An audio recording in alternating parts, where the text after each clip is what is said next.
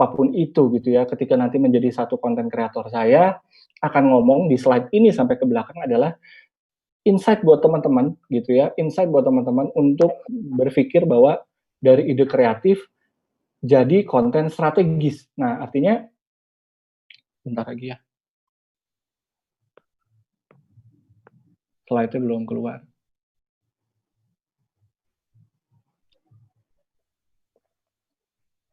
Nah, biasanya kenapa saya ngomong ide kreatif jadi di back dulu.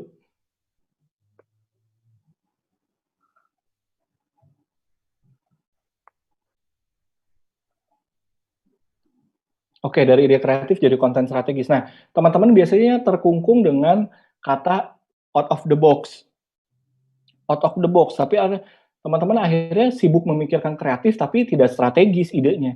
Nah, ini kenapa saya ngomong konten kreator yang baik adalah berpikir gimana caranya dari ide kreatif itu jadi konten strategis. Artinya gini, kreatif itu nggak harus out of the box, tapi strategis. Artinya dia tahu targetnya, terus dia tahu yang mau disampaikan apa, dia tahu platformnya di mana, dia tahu medianya seperti apa. Itu adalah konten strategis. Teman-teman pikirin adalah konten strategis, jangan melulu konten out of the box.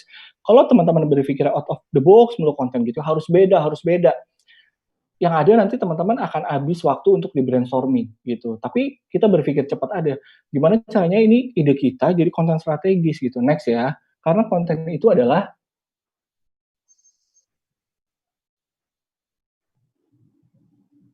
boleh kita next.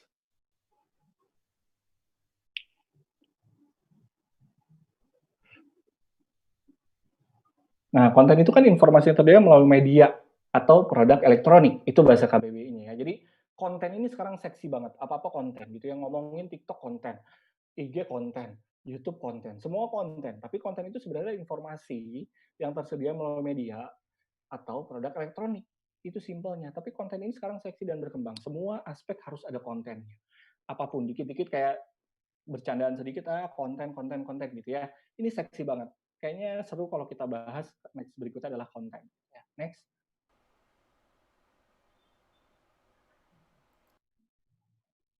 Nah, konten ini bisa bentuknya ada 4 gitu ya. 4 yang saya ini adalah konten audio, kontennya bentuk video, kontennya bentuk image, kontennya bentuk artikel. Oke, kalau audio apa? Bisa lagu, bisa podcast, sekarang gitu ya, lagi hits banget. Kalau video apa? Bisa YouTube, bisa reality show, bisa variety show. Kalau image ya IG. IG itu kan foto itu konten gitu ya. Misalkan foto terus ada caption-nya adalah yang berbentuk quote. Itu kan sebenarnya teman-teman berpikir untuk sebuah konten Instagram kalian gitu ya. Terus kalau artikel, nah kayak Cik. Detik, kayak viva.co gitu ya. Nah itu semua adalah konten-konten yang berbentuk artikel gitu ya. Jadi konten itu ada audio, video, image, sama artikel. Teman-teman harus pahami dulu konten ya. Next.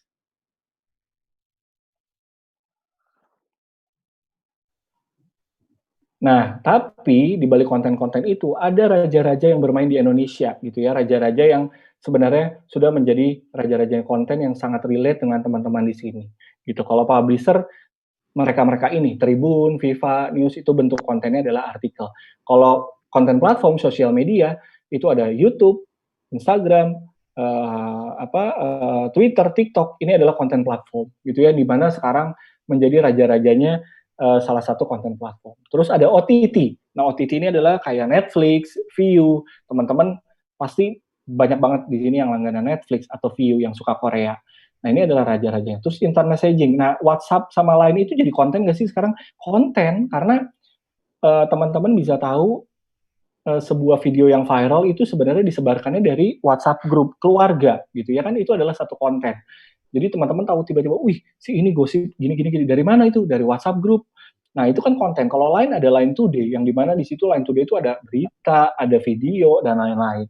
Nah lalu ada mobile games. Mobile games ini juga konten gitu.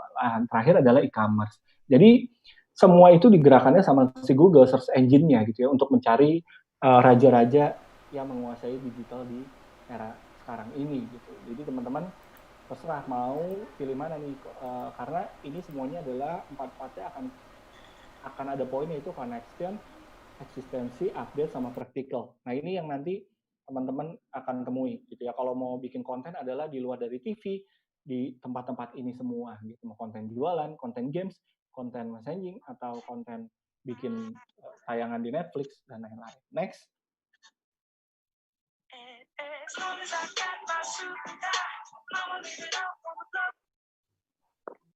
Oke, sebenarnya konten-konten apa sih yang top kategori? Nah, ini ya mungkin teman-teman paling banyak nonton animasi, konspirasi gitu, berita ya, DIY, prank, ASMR, cooking. Nah, ini konten-konten yang sangat top kategori. Jadi kalau teman-teman mau bikin YouTube, mainnya sebenarnya di area konten ini aja gitu, nggak usah kemana-mana.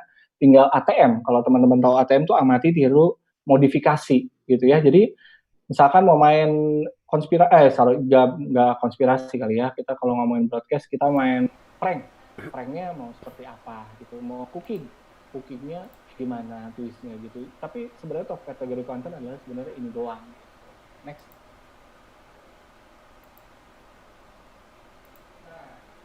Tahu ke teman-teman. Tapi numbers of rule storytelling itu adalah sebenarnya make me care gitu ya. Kalau teman-teman itu bikin konten sebenarnya simple, bikin orang peduli ya. Kalau mau jadi konten bagus, kalau mau bikin jadi kreatif yang bagus atau konten kreatif yang bagus adalah bikin orang peduli, bikin seseorang semuanya peduli sama konten kita.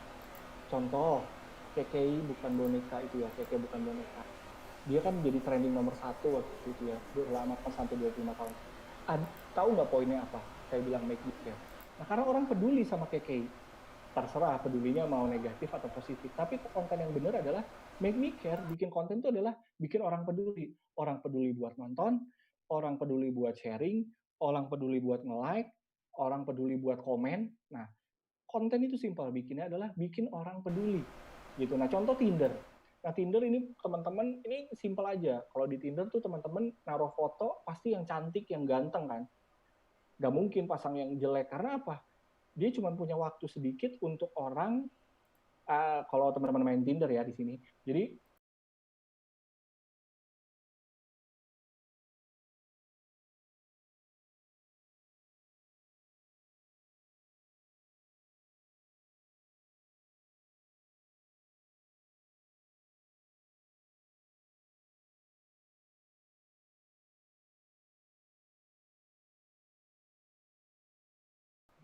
next. Nah, sebenarnya kreatif itu apa sih?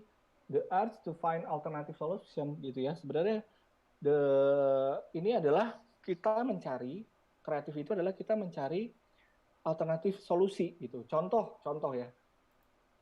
Teman-teman dulu pernah ngalamin gak ya era saya gitu ya. Era saya tuh dulu telepon itu dikunci nggak bisa nelpon. Nah, teman-teman kan saya itu dulu berusaha untuk mencari cara untuk tetap bisa nelpon. Dibuka, pakein ditempelin handphone lagi atau apa. Itu kan sebuah alternatif solusi untuk kita cari gimana kita bisa nelpon gitu, kayak gitu. Jadi sebenarnya kreatif itu adalah to find alternative solution. Kita mau cari alternatif solusi ya dengan cara bikin konten. Kita dengan cara mencari konten seperti apapun, platformnya dimanapun. Itu adalah salah satu contoh gitu ya. Bener gak sih di kehidupan kita? Nah bener, kadang kita cari cara untuk biar bisa nelpon, pencet-pencet nomornya, tempelin ke handphone lain, atau seperti apapun itu kita cari solusinya gitu ya. Itu contoh aja. Next. Nah, dari sebuah pembuatan konten itu teman-teman juga harus tahu why. Kenapa kita harus campaign? Kenapa kita harus buat konten ini? Ya, yang saya tadi bilang, kenapa? Jadi gini, kenapa sih bikin kreatif ini mau awareness yang dicari, mau engagement yang dicari, atau mau ke sales kita gitu kalau kita misalkan punya jualan. Tapi kita harus tahu kenapa kita harus bercampaign gitu ya. Misalkan gini, enggak ini produk baru, jadi kita harus cari awareness-nya dulu. Ya udah bikin konten yang kira-kira relate untuk ngebangun awareness. Enggak, awareness kita udah dapet, campaign udah bagus gitu ya, engagement udah tinggi. Gue pengen naikin produk gue, jualannya. Oh ya udah, berarti kita bikin konten kreatifnya yang untuk menarik si salesnya gitu ya, untuk jualannya lebih tinggi lagi. Jadi teman-teman juga harus tahu kenapa kita harus bikin campaign ini. Gitu. Next. Nah, contoh waktu itu saya bikin campaign Traveloka ini, saya tanya, kenapa Traveloka, lu mau gimana bikin kontennya? Intinya saya pengen tahu orang-orang dengan Traveloka menjadi salah satu sponsor di Piala Dunia. Oh oke, kalau gitu saya akan bikin ala-ala Subasa ya. Wah dia setuju. Nah ini seperti ini videonya.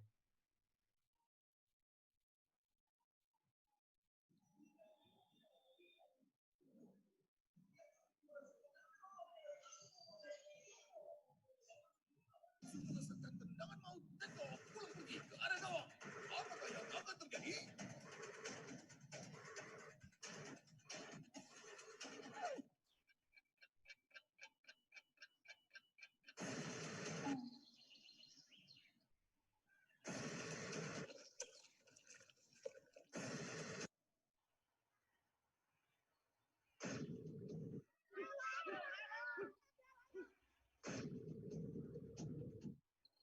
Ngapain sini aja? Datengin mau mulai tuh, ayo.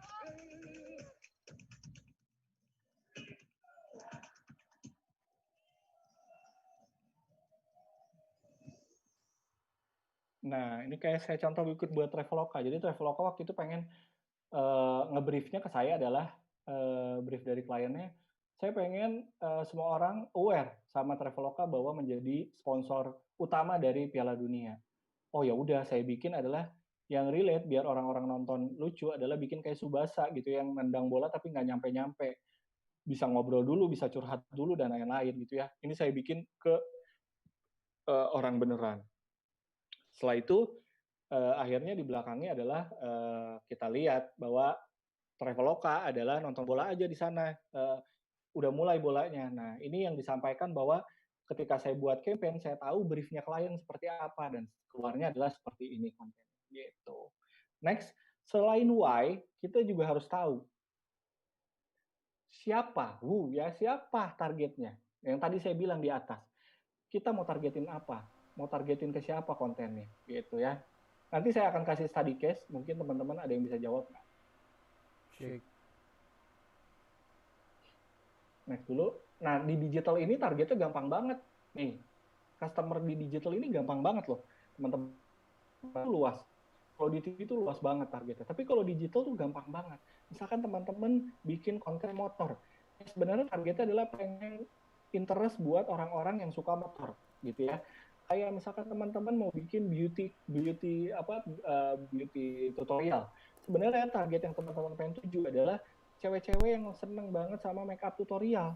Gampang banget kan kerucutannya sekarang digital itu. Kalau TV itu sangat luas. Tapi kalau digital gampang. Jadi nggak mungkin teman-teman bikin konten makeup, tapi sebenarnya mau ditargetin adalah cowok. Nggak mungkin gitu. Jadi di sini tuh teman-teman harus pahami ketika bikin konten adalah siapa targetnya. Itu selalu saya mau announce ke teman-teman biar mindsetnya benar bahwa ketika bikin konten tuh harus tahu kenapa dan siapa targetnya gitu. Next.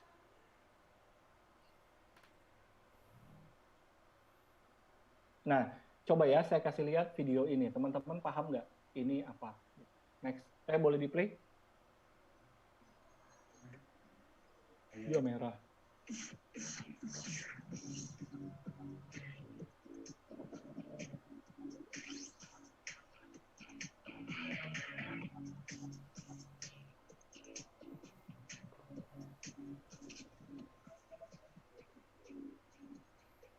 Ini videonya merah atau enggak di sana?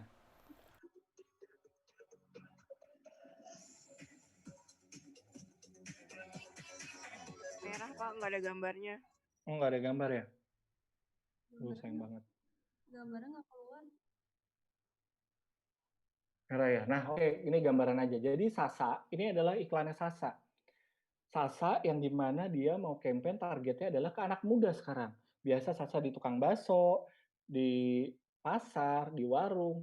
Nah, dia bikin tiba-tiba keluarin satu TVC yang sebenarnya targetnya pengen ke anak muda, millennials. Dia keluarin looks-nya keren, benar-benar buat generasi muda, dan lain-lain. Nah, ini kebayang ya, teman-teman. Jadi, Sasa ini bikin konten, bikin kreatif adalah untuk anak muda yang sekarang gitu. Dia mau bergerak nih, mau ngambil pangsanya anak muda bahwa MSG itu tidak berbahaya. MSG itu dibuat dari tebu. Nah, ini contoh jadi teman-teman tahu. Teman-teman kalau ngelihat videonya TVC Sasa akan lihat bahwa gila keren banget di TVC. sebenarnya ini adalah Sasa bikin untuk ditargetin ke anak muda. Gitu. Next. Nggak apa-apa, nanti teman-teman bisa lihat. Nah, ini adalah teknologi adoption life cycle gitu ya. Ini teman-teman harus pahami ini gitu ya. Ada isu-isu sekarang kayak gini. Teman-teman mungkin dengar karena sering nonton YouTube, ada isu-isu YouTuber lama kesel sama artis-artis yang baru masuk YouTube. Merusak YouTube jadi kayak bla bla bla bla bla, kita jadi kayak gini-gini. Nah, sebenarnya ini kurvanya loh, gitu. Ini kurvanya. Jadi gini, dulu YouTuber-YouTuber lama adalah ada di poin yang 22,5% sama 13,5%. Artinya inovator sama early adapter. Nah, mereka-mereka itu YouTuber-YouTuber lama, gitu ya. YouTuber-YouTuber lama-lama itu adalah early adapter sama innovator. Jadi ketika orang belum pada main YouTube, mereka udah main YouTube dan lain-lain. Tapi ketika YouTube itu sudah besar, gitu. Nah, artis-artis masuk. Nah, artis-artis di mana? Di 34% sama late majority gitu. Nah, ini artis-artis nih gitu. Tapi nanti akan turun nih di posisi 16%. Nah, 16% itu kayak yang dilakukan sama Skinny Indonesia. Dia mulai meninggalkan YouTube. Nah, kita kalau mau bikin konten itu harus ada di posisi yang decasm.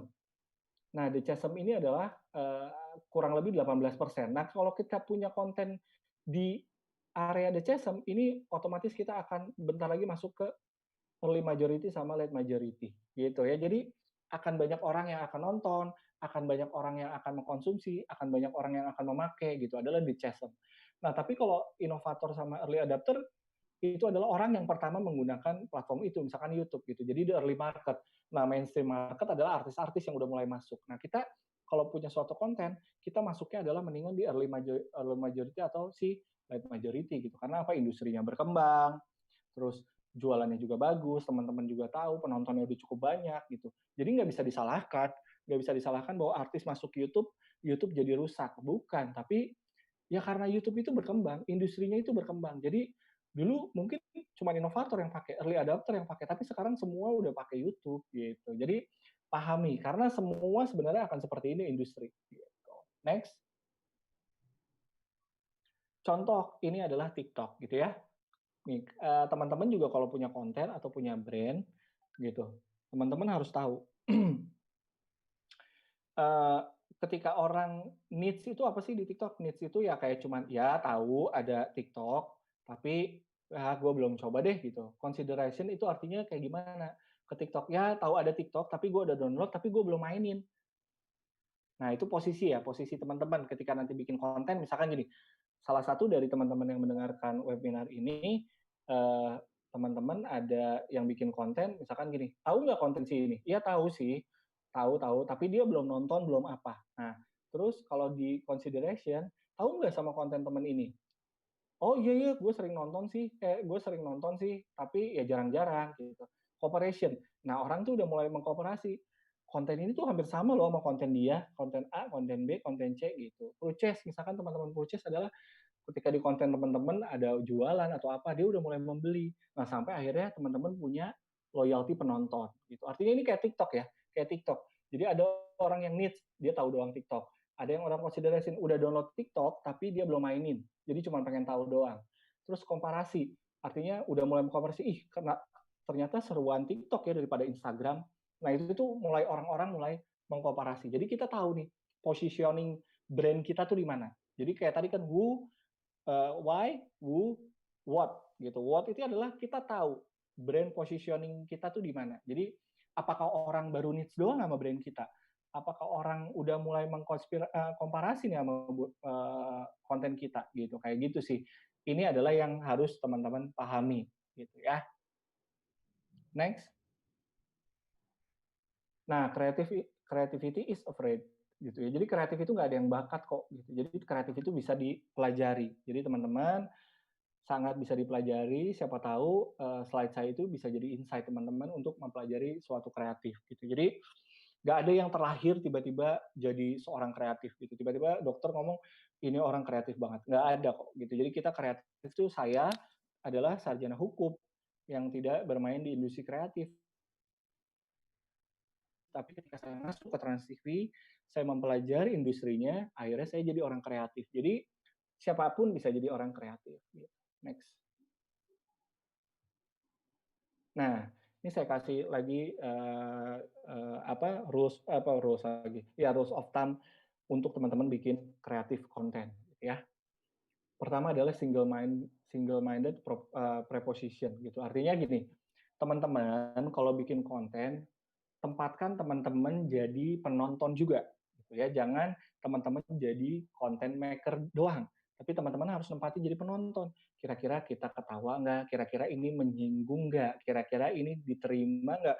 Kira-kira orang mengerti nggak sama konten kita? Gitu. Jadi single-minded preposition itu harus ada. Jadi ketika bikin konten, kita harus tempatkan diri kita juga untuk jadi penonton.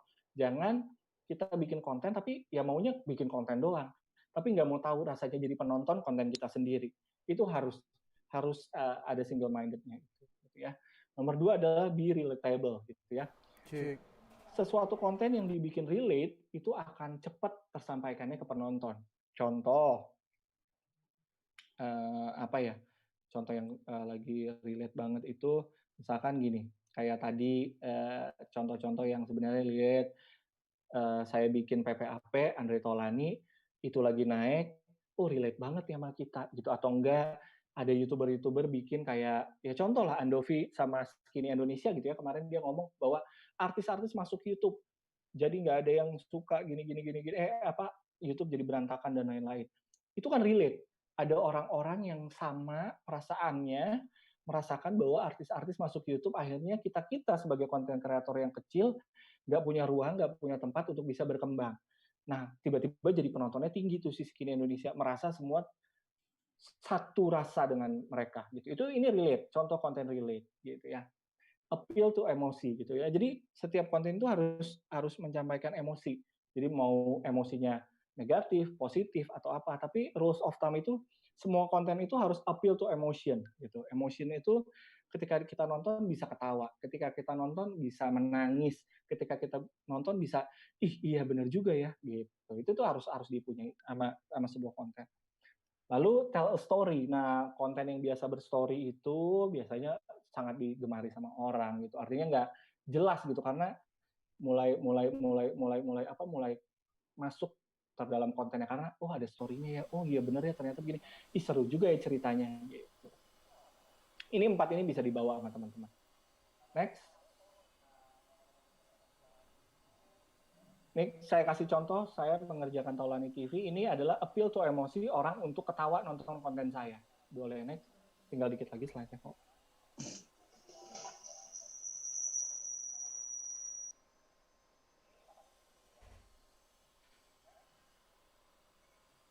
Loh, belum, nggak bisa ya videonya, di back.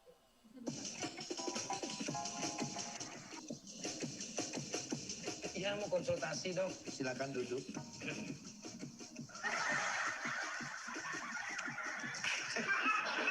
Ngadep sini dong. Tolong jangan saya. Data pasien 2018 agak menurun nih. Mungkin pasien-pasien sekarang udah banyak bikin YouTube, jadi nggak mau ke rumah sakit. Oke deh, nggak apa-apa, yang namanya rezeki ntar juga datang pasiennya. Oke, di stop aja. Nah, dikit aja. Nah ini contoh saya case tadi ya, bahwa saya membuat appeal to emotion adalah orang untuk ketawa, orang untuk mendapatkan komedi yang lepas gitu ya. Nah akhirnya hasilnya adalah 5,8 view gitu. Nah ini waktu dulu ketika saya bikin Taulany TV itu ketika masih subscribernya masih 100.000 gitu, masih ya beratus ribu, sekarang saya udah 4 juta. Nah ini kan karena saya bawa dari rules of thumb itu gitu ya, artinya kita mau ngasih emosi orang untuk ketawa, untuk lepas ngelihat mereka berdua ngelawak di digital gitu. Ini study case aja, jadi bisa dibawa sama teman-teman. Next.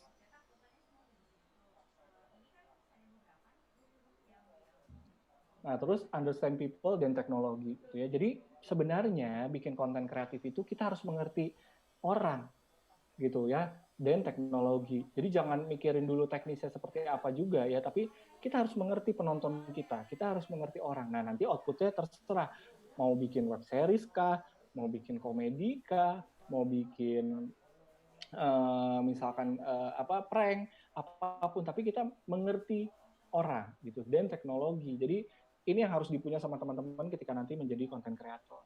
Next. Nah, lalu kalau kita ngomongin digital, teman-teman nanti masuk ke digital, tenang. Every digital person learn by doing. Bohong kalau ada orang yang bilang, gue adalah pakar digital, gue adalah orang yang paling hebat di digital. Enggak, tenang. Semua orang digital itu adalah, semua ini kayak kita ini sekarang lagi belajar digital itu berkembang. Gitu. Jadi every digital person learn by doing. Industrinya makin berkembang terus, industrinya berubah terus, dan lain-lain. Ini kita sama-sama belajar tentang digital.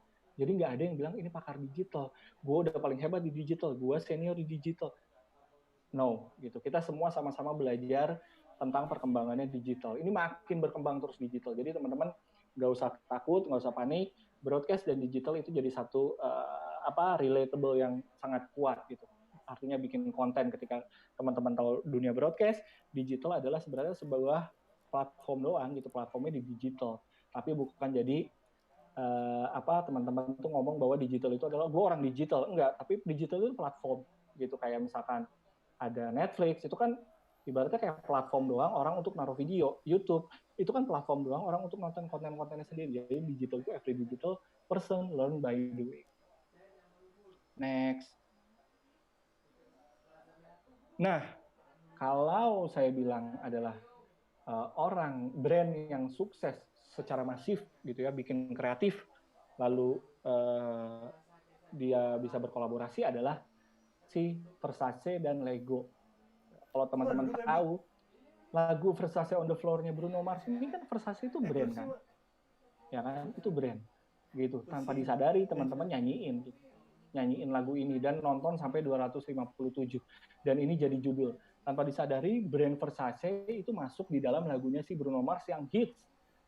Ini adalah satu kreatif gitu yang dipikirkan secara masif gitu ya. Artinya Versace pengen ngegandeng Bruno Mars untuk bikin lagu Versace on the Floor, ternyata lagunya enak banget, ditontonnya sampai berjuta-juta, ratus-ratus juta.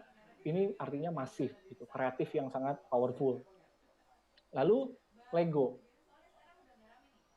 Tanpa sadar teman-teman 2 jam nonton Lego The Movie ini, sebenarnya teman-teman lagi nonton brand Lego, ya kan, gitu ya. Teman-teman lagi nonton Lego gitu loh. Itu Lego itu brand loh, gitu. Dan dibikin kreatifnya adalah dibikin dia jadi Avengers, dibikin dia jadi superhero, dibikin dia jadi apapun.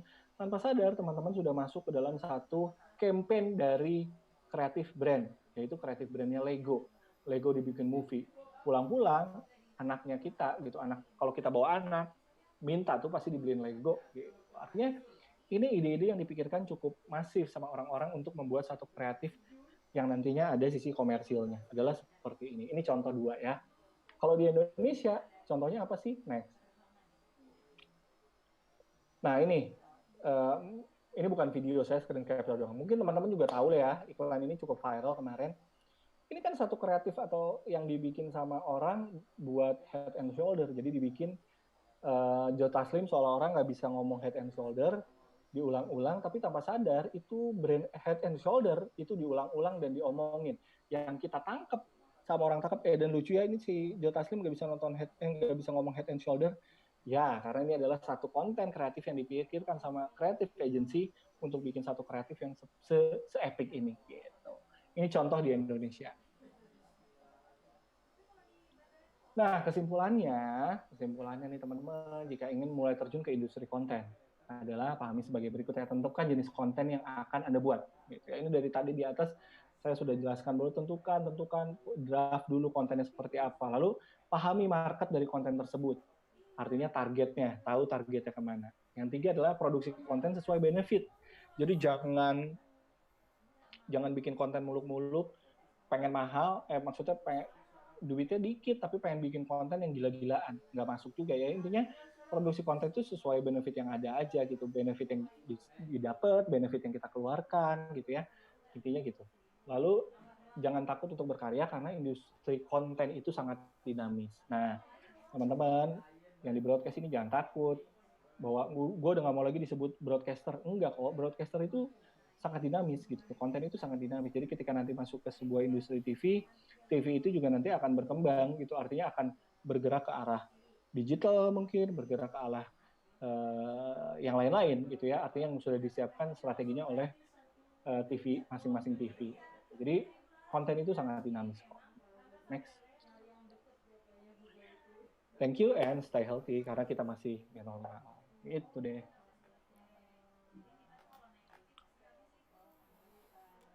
Oke, itu dia tadi pemaparan yang cukup panjang juga sih ya dari Pak Tegar. Nah, kira-kira nih teman-teman ada yang udah nyiapin pertanyaan belum nih? Dari di sini kita ada dari broadcast dan juga ada dari PR nih Pak. Yes. Jadi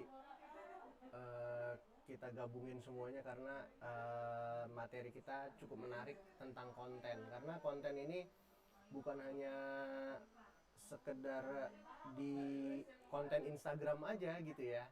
Tapi ternyata konten ini benar-benar bisa berupa konten iklan, bisa berupa konten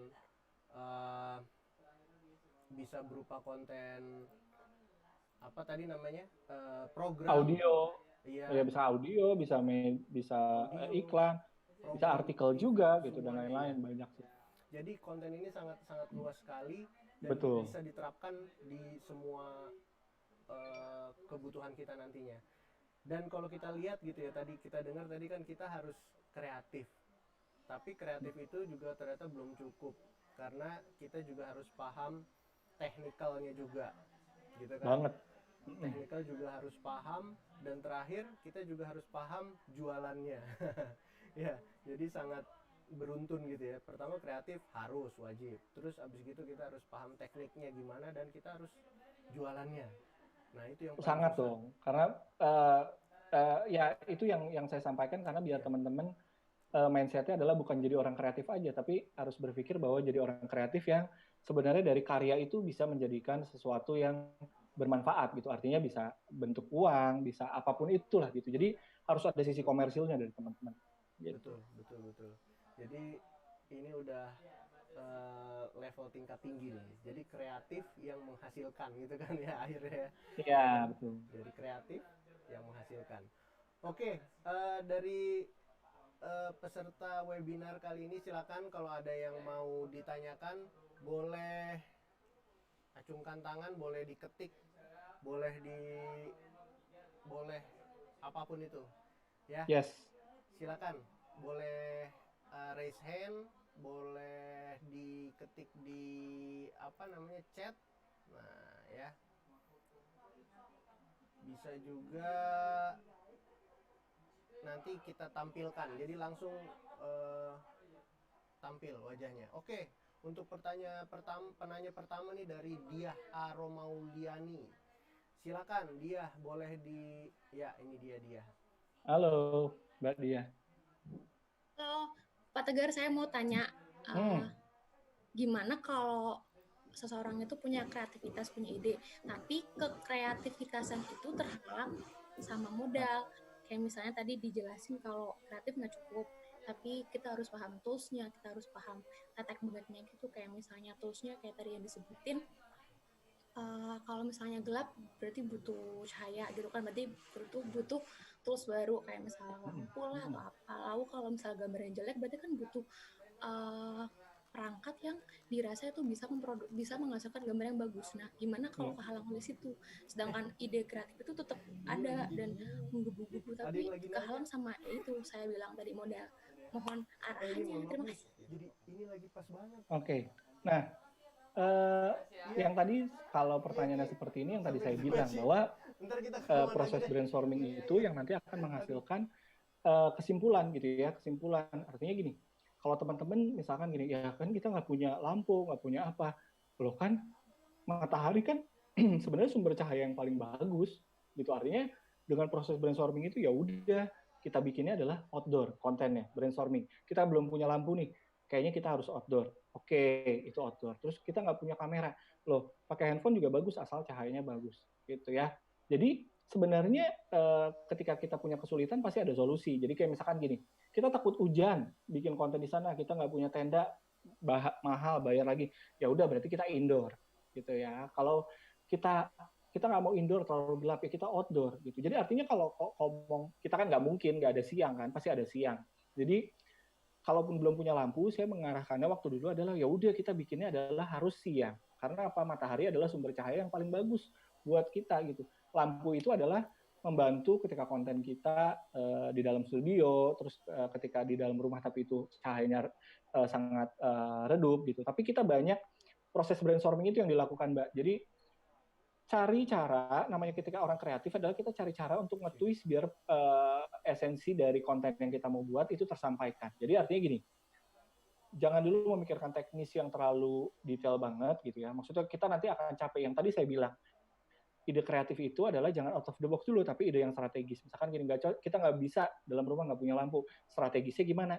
Ya kita bikin outdoor aja yuk, kita bikin di luar, di kena matahari biar terang dan lain-lain. Nah itu jadi satu rangkaian. Misalnya kenapa ada brainstorming untuk mengkerucutkan ide gitu. Artinya ini nggak bisa, ini nggak bisa, ini nggak bisa, ini aja, akhirnya jadi kerucut dan akhirnya dieksekusi.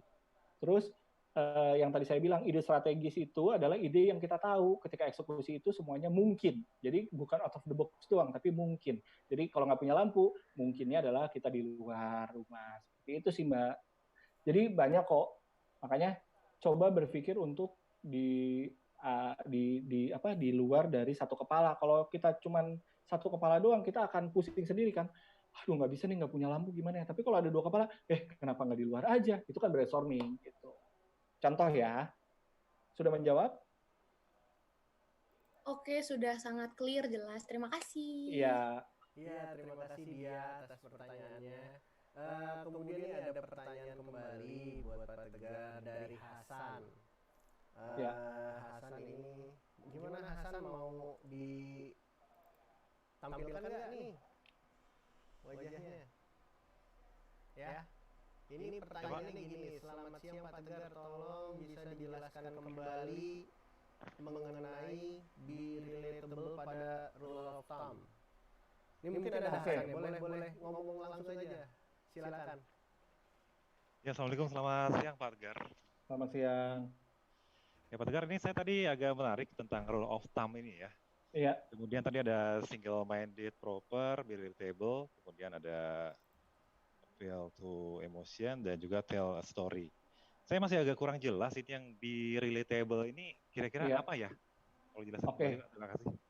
Jadi kalau relate itu artinya gini, saya nonton ketika gini, kita ngomong yang lagi viral aja ya. Jadi teman-teman YouTuber yang lama bikin konten, dia menyuarakan bahwa artis-artis masuk YouTube kita nggak punya peluang. Nah, orang-orang yang relate dengan suaranya dari YouTuber itu, dia akan suka nonton konten itu. Gitu ya. Jadi kayak, saya relate, oh iya saya YouTuber, bukan artis. Bener nih, yang diomongin Skinny Indonesia bener. Kita nggak suka artis-artis masuk YouTube. Itu kan karena Skinny Indonesia bikin konten yang sangat relatable sama apa yang kita rasakan. Gitu. Jadi be relatable tuh satu konten yang kita rasakan, benar-benar yang kita yang ada di sekitar kita juga, terus kita ngerasa satu sefrekuensi sama konten ini. Nah itu adalah be relatable gitu. Contoh kayak misalkan kalau saya bikin iklan Tokopedia gitu ya, Tokopedia bikin spesial Hari Ibu, Hari Bapak gitu misalkan, bikin story yang sedih, tiba-tiba kita di Jakarta lupa kadang kerja terlalu banting tulang, sedangkan untuk nelpon ibu aja itu nggak ada waktu gitu. Misalkan itu misalnya nelfon ini aja nggak ada waktu dan lain-lain. Itu kan relate kan, kita mulai ngerasa orang-orang yang relate dengan konten ini, ya bener juga ya gue sibuk dengan kerja tapi keluarga gue lupa untuk menghubungi dan lain-lain. Kayak gitu sih Mas. Jadi gimana caranya orang merasa bahwa konten ini adalah gue banget, itu adalah sefrekuensi sama gue, itu yang gue rasakan, itu adalah be relatable. Jadi dengan kata lain tuh bisa pas momennya gitu Mas ya? Betul.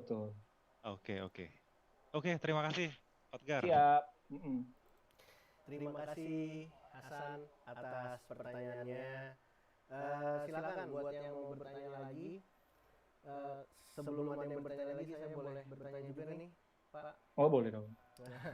Ya jadi kalau kita lihat perkembangan televisi tadi kan dari 1963 yang cuma ada TVRI aja tuh sendiri, terus habis gitu ada RCTI, TPI, dan sampai sekarang akhirnya begitu banyak stasiun TV. Dan Betul. akhirnya kondisi sekarang bahkan terasa kayaknya udah mulai kurang juga orang yang nonton TV. Nah, kira-kira dari apa namanya, dari pandangan Pak Tegar, kira-kira ke depannya gitu gimana gitu? Apakah televisi ini benar-benar akan ditinggalkan dan orang akan nontonnya itu akan ke YouTube atau platform lain, atau tetap ada? Gimana kira-kira, Pak? Oke, gini. eh, Makanya saya selalu berani menyampaikan slide bahwa teman-teman udah nonton TV atau belum, itu pasti jawabannya akan belum, gitu ya. Banyaknya belum. Saya sendiri nih, Mas, orang TV itu nggak pernah nonton TV, gitu ya. Jadi makanya saya menciptakan milzero.com. Kalau tadi disampaikan di awal, milzero.com adalah salah satu platform yang saya buat, gitu. Antv itu udah India banget gitu orang tahu. Terus ibu-ibu, anak muda udah nggak akan nonton. Tapi saya bikin milzero.com adalah untuk aset nanti ketika si Antv itu udah turun gitu ya, atau TV itu udah sunset, saya bikin milzero.com ini targetnya adalah anak muda, yang dimana nanti decision maker di tahun berikutnya, tahun sekarang gitu ya. Millennials kan decision maker di sekarang, Gen Z adalah decision maker di mungkin di 5 tahun atau 6 tahun berikutnya gitu ya. Jadi semua TV itu Mas benar pasti akan bergerak, akan sunset lah ya TV itu gitu. Jadi akan sunset itu artinya orang-orang udah akan meninggalkan TV. Tapi bisnis dari sebuah industri atau corporate TV ini yang nanti akan berkembang gitu. Jadi kayak contoh misalkan Antv, MTech gitu ya, SCTV, Indosiar gitu, MTech ya, RCTI, MNC Group, dia pasti punya platform-platform digital deh. Coba Mas lihat, semua pasti punya platform digital. Video.com punya MTech, ya kan? Terus Net punya Zulu, terus MTech itu punya VIP, terus punya video.com, RCTI punya Okezone. Nah, mereka membuat ini tuh adalah sebenarnya buat future market. Nanti ketika TV sunset, mereka punya platform yang dimana orang-orang mengkonsumsi konten itu udah bukan di TV lagi. Karena TV itu kan masih satu arah ya. Maksudnya dijejelin untuk nonton. Tapi kalau nanti digital itu kan mereka dua arah. Dia bisa komen, dia bisa bisa apa? Bisa komen langsung, terus kayak ngerasa ngobrol gitu ya sama kontennya. Dia bisa nggak mau nonton ini, dia bisa pilih konten yang menarik buat dia gitu. Kalau TV kan jam 1 sampai jam 2 adalah tayangannya ini, nggak bisa dirubah, nggak bisa diapa ya, kita nggak mau nonton ya tinggal pergi TV. Tapi kalau digital kita nggak mau nonton ya cari konten lain gitu. Jadi benar akan sunset. Saya juga akan yakin semua kita harus menyiapkan strategi ke depannya. Tapi tenang bahwa media ini adalah bukan media-media kecil. TV ini bukan media-media yang kecil, media yang besar gitu ya. Jadi mereka pasti akan mempersiapkan lokomotif untuk di era nanti ketika TV ini udah sunset gitu. Itu sih Mas. Iya, baik. Cukup dapat dipahami. Baik, untuk selanjutnya ini ada pertanyaan lagi nih dari Afifah. Afifah mahasiswa dari broadcasting. Atau mungkin Afifah bisa langsung bertanya aja, soalnya panjang juga nih tentang Panjang ya. Boleh. Stasiun TV dan sound design. Boleh dibuka videonya Afifah dari host. Mana ya Afifah ya? Silakan Afifah, silakan kalau bertanya silakan. Oh iya Pak, sebelumnya perkenalkan saya Afifah dari kelas broadcasting, dan terima kasih juga atas waktunya nih pada Pak Teguh yang sudah Nah, pertanyaan saya Pak, stasiun TV kan sampai sekarang sedang dirancang oleh pemerintah untuk beralih ke penyiaran digital. Ya? Nah, namun sampai sekarang belum bisa terlaksana. Nah, yang saya mau tanyakan dalam hal ini adalah apa penyiaran TV digital apabila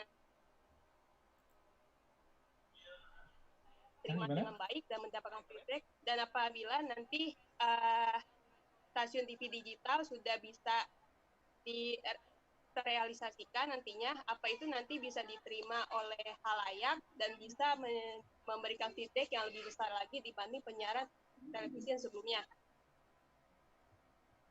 Untuk pertanyaan yang kedua, saya langsung ingin aja Pak? langsung saya sebutkan atau mau dijawab dulu, Pak? Boleh, nggak apa-apa, saya ingat kok, disebutin aja. Oke. Kalau yang untuk yang kedua, sound design menjadi penting dalam efek pada video. Namun bagi seorang kreator yang pemula, dalam mendapatkan sound design secara online sudah disiapkan di beberapa platform. Namun akhir-akhir ini banyak beberapa konten kreator yang mendapatkan pelanggaran hak cipta atau mengalami pencekalan terhadap sound design yang ia cantumkan dalam videonya. Pertanyaan saya, bagaimana sebenarnya regulasi dalam penggunaan sound design yang bisa dipertimbangkan bagi konten kreator pemula dalam memilih musik yang baik dan lebih bijak lagi di era saat ini? Terima kasih, Pak. Oke, yang pertama ya, saya jawab. Semua TV diarahkan, pemerintah akan mengarahkan semua akan switch ke digital. Yes, benar. Tapi itu tuh nggak semerta-merta dilakukan di sebulan, 2 bulan, 1 tahun, 2 tahun. Enggak, tapi 3 tahun. Jadi yang sekarang dilakukan adalah persiapan yang nanti di 3 tahun mendatang itu semua udah switch digital. Karena apa? Butuh waktu 3 tahun. Karena ini aset-aset digital, aset-aset kontennya semua TV itu semua lagi dikumpulkan. Nanti akan ditaruh ke satu platform yang itu switch ke digital TV gitu ya. Lalu infrastruktur juga pemerintah kan harus membenarkan dulu. Jadi sekarang yang digitalnya stabil adalah baru kota-kota tua gitu, kota-kota yang yang besar gitu, Jakarta, Surabaya, Bandung, Jogja. Tapi kan suburban gitu dan lain-lain itu digitalnya belum merata. Itu artinya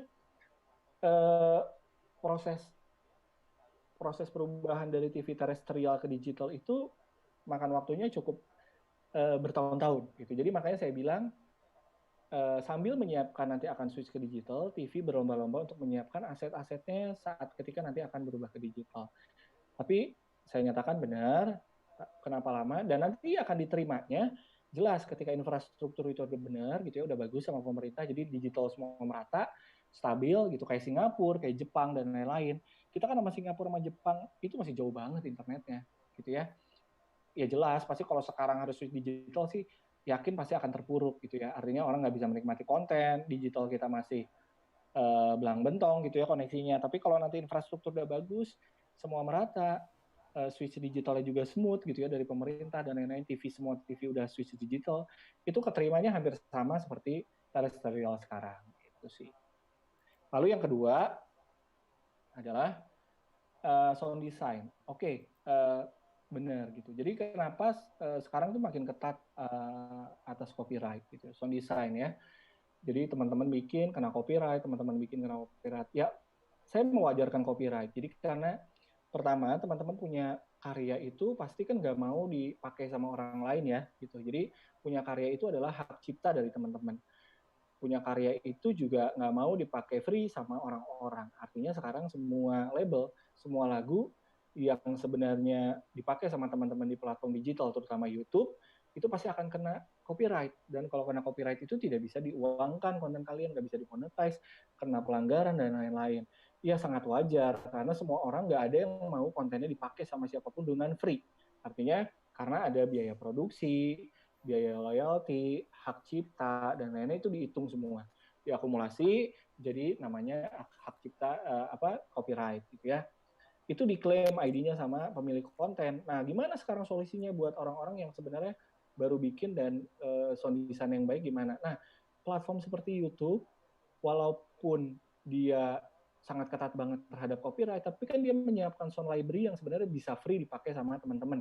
Gitu. Artinya ada kok solusi dari YouTube untuk teman-teman masih bisa berkarya, yaitu dengan pakai lagu yang dikasih sama YouTube secara free untuk bisa dipakai di videonya gitu. Nah, tapi emang tahu nanti konsekuensinya adalah biasanya lagunya tidak dapat emosinya terhadap video teman-teman, tidak dapat cuttingannya gitu ya, fast cut-nya ketika teman-teman pengen beat, tapi nggak ada nih, pengennya lagu yang kayak begini nih, tapi itu lagu komersil, sedangkan di YouTube Library itu nggak ada. Nah, sebenarnya ya mau nggak mau, karena kita masuk ke platform yang sebenarnya punya orang gitu. Kita pakai karya yang punya orang, ya kita juga harus ikuti semua peraturan, kecuali platform itu adalah punya kita gitu ya. Jadi di TV juga sebenarnya ketika pakai lagu orang di TV itu kita ada undang-undangnya. Jadi kita bayar legalnya, kita bayar royaltinya, dan lain-lain. Cuman teman-teman nggak tahu aja. Tapi sebenarnya di TV pun kita bayar royalti. Nah, kalau mau mengeluarkan kocek sedikit, ya kita bisa berlangganan. Berlangganan di beberapa platform yang bisa menggunakan lagunya untuk dipakai di video kalian yang dipublish di YouTube. Gitu. Jadi banyak cara kok, Mbak. Jadi mungkin sekarang karena kita masih kecil, belum punya duit untuk langganan musik, ya kita pakai lagu yang free dulu deh dari YouTube, nggak apa-apa, yang penting kontennya tersampaikan. Gitu. Baik, baik. Pertanyaan bagus itu. Jadi memang sering banget kita kalau kita posting-posting sesuatu pasti kita sering kena apa namanya? Copyright. Copyright sama YouTube. Iya. Iya. Baik, untuk pertanyaan selanjutnya, belum ada ya? Pertanyaan selanjutnya belum ada. Baik. Kalau begitu kita ini aja tentang production book tadi saya tertarik sih tentang production book. Jadi kita memang seringkali kalau kita apa namanya mau bikin sesuatu hajar gitu ya, bikin gitu ya tanpa ada mikir yang secara apa tuh namanya sistematis lah ya, sistematis gitu ya. Kita yang penting kita bikin gitu kan. Iya memang yang namanya ide harus cepat segera dibikin, kalau enggak ide itu keburu basi gitu ya. Tapi dengan production book ini saya rasa emang harus dipelajari sih perlahan-lahan. Mungkin nggak langsung bisa cakep gitu ya, nggak langsung bisa bagus kita bikin, tapi ini memang harus kita pelajari perlahan-lahan. Karena betul. Soal ide ini kadang-kadang kalau kelamaan kan ya Pak, suka ini ya, suka kalau udah idenya kelamaan udah basi ya, udah basi. Iya udah basi juga, udah terus basi, jadi kayak jadi kayak kelamaan mikir atau capek nih ininya, pengen langsung dieksekusi aja gitu biasanya ya. Tadi yang udah disampaikan tadi, wah iya ya, emang harus ada sistematis seperti ini gitu. Dan juga tadi tentang kreatif itu juga jadi bagus. Nambahin dikit ya Mas. Jadi production book itu gini dibuat adalah saya ngasih gambaran production book ke teman-teman karena gini, teman-teman nanti akan ke jenjang berikutnya gitu, dari kampus nanti akan masuk ke karir yang lebih profesional gitu ya. Jadi kalau di kampus kan sebenarnya teori-teori basic yang akan ditemuin gitu ya, apa dijelaskan gitu ya, dipaparkan. Tapi sebenarnya nanti ketika masuk ke sebuah industri adalah industrinya pasar gitu. Ketika ngomong industri pasti ada pasarnya. Nah ini ada bisnisnya. Nah teman-teman tuh harus mengerti. Saya menyampaikan ini adalah production book itu yang dilakukan adalah itu adalah satu kitab. Kayak contoh teman-teman punya konten nggak punya production book, mana yang menjadi pegangan buat klien, mana yang menjadi pegangan buat tim facilities, mana yang menjadi pegangan buat perusahaan bahwa konten ini adalah sudah dijadikan production book gitu ya.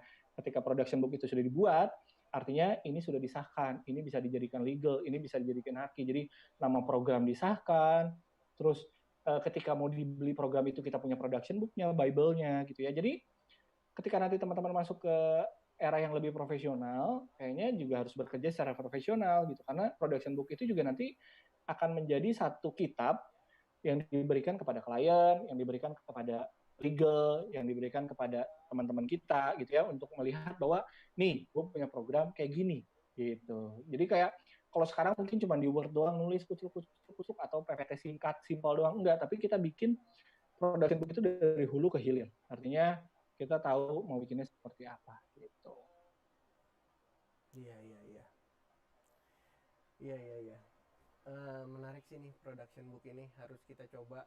Nanti teman-teman mahasiswa broadcast nih harus coba-coba belajar bikin production book.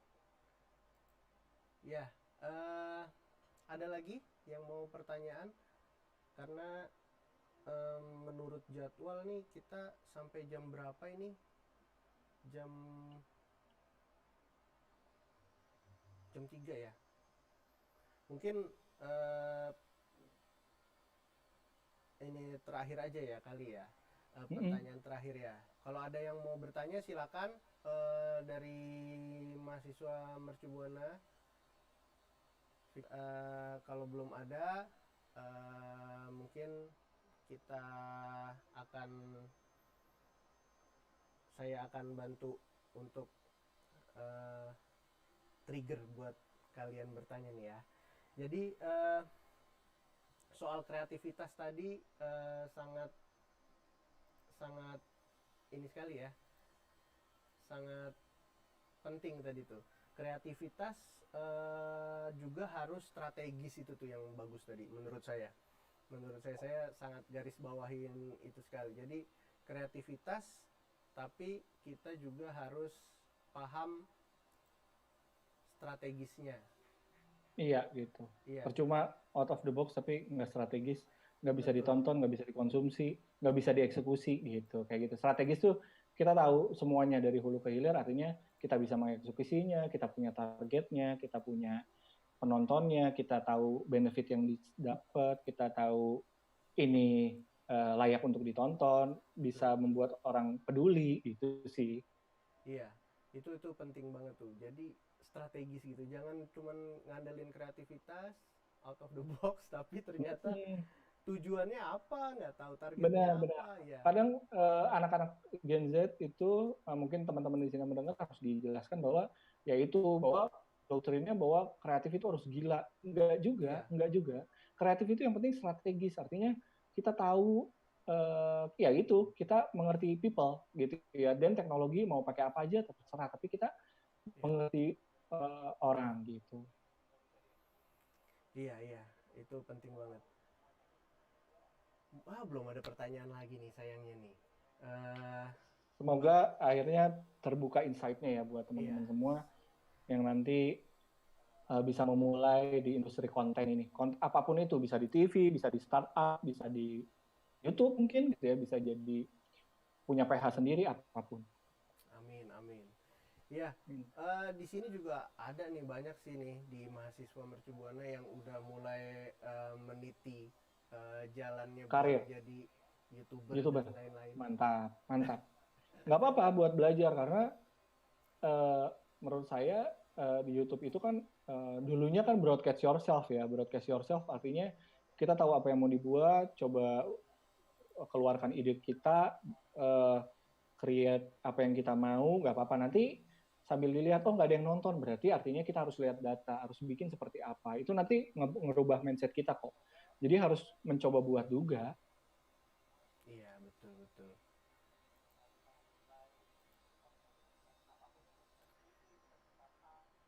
Baik, mungkin untuk yang terakhir mungkin Pak Tegar bisa ada kasih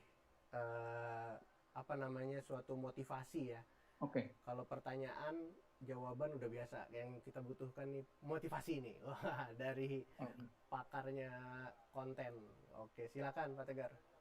Oke, pesan saya sih gini, bahwa di sini teman-teman adalah broadcast dan Vkom. Jadi ketika industrinya berkembang gitu, jangan pernah takut untuk memilih pekerjaan sesuai jurusan gitu ya. Artinya kayak teman-teman sekarang biasanya ngerasa bahwa ngapain di broadcast ya, TV udah nggak bagus. Nggak, coba masuk, karena di industri TV itu bukan cuma sekedar TV yang ditayangkan di TV, tapi itu dalamnya sangat luas gitu. Jadi bisa jadi teman-teman bisa masuk ke marketing kreatif, terus bisa jadi marketing digital atau digital content gitu ya, bisa banyak kok gitu ya. Terus apa teori yang dibawa di dalam kampus itu jangan menjadi idealisme ketika nanti masuk ke sebuah industri yang bisnis gitu, karena ketika kita punya idealisme gitu ya, nanti ngerasa bahwa di kampus nggak kayak gini, tapi kalau masuk ke industri kok gini banget ya, karena kita masuk ke industri bisnis gitu ya, yang ada pasarnya.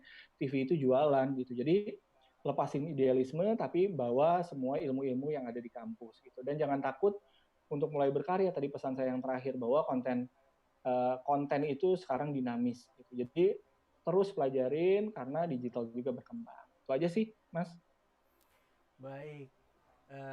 Terima kasih banyak ini atas waktunya buat Pak Tegar, dan juga terima kasih juga buat seluruh peserta webinar kita pada siang hari ini, Being a Good Content Creator. Semoga apa yang telah disampaikan Pak Tegar kita bisa ambil manfaatnya dan menjadi insight menarik buat kita gimana kedepannya kita akan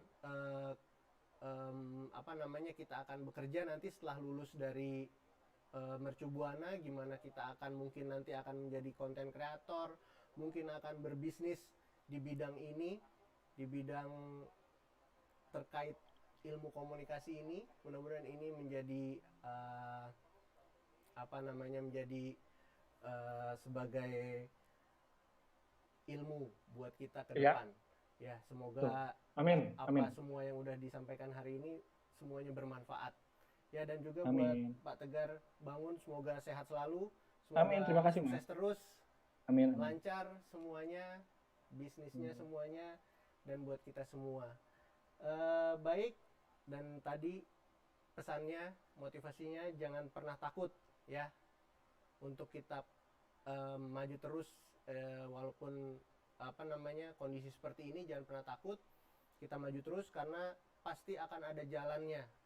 Mau itu kalian jurusan broadcast, PR, semuanya pasti bisa.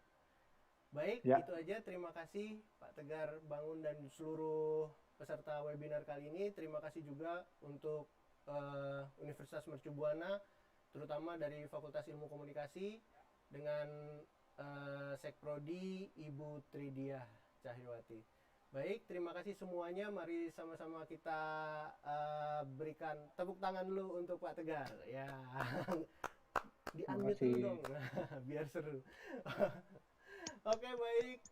Sampai ketemu lagi semuanya. Sampai ketemu, Mas. Selanjutnya. Terima kasih teman-teman semua ya. Ya, semoga Pak Tegar masih mau lagi diundang lagi di acara webinar kita kali ini. Tapi sebelum kita tutup acaranya, nah, kalau kita Zoom ada satu yang wajib, yaitu foto. Foto virtual alias screenshot. Screenshotnya coba silakan dari host, kalau mau ya, senyum semuanya, siap senyum. Lihat kamera, senyum semuanya. Senyum semua. Gimana, udah di screenshot? 1, ya. 2, 3. Iya. Lagi. Gaya lain dong, gaya yang lain. Semua. 1, 2, 3. Oke, terima kasih semuanya. Akhirnya terima kasih. Semua nih, kameranya di akhir-akhir pas giliran foto aja pada nyalain kamera. Tadi pada mana, ngantuk apa gimana nih? Duran, Pak. Oke, baik. Kalau begitu kita akhiri acara kita hari ini dengan sama-sama mengucap alhamdulillahirobbilalamin. Alhamdulillahirobbilalamin. Terima kasih semuanya. Wabillahi taufiq wal hidayah. Wassalamualaikum warahmatullahi wabarakatuh. Dadah. Waalaikumsalam warahmatullahi warahmatullahi wabarakatuh. Terima kasih, Pak. Terima kasih, Pak. Sama-sama. Terima kasih, Pak. Terima kasih, Pak. Terima kasih, Pak. Rokok, Pak.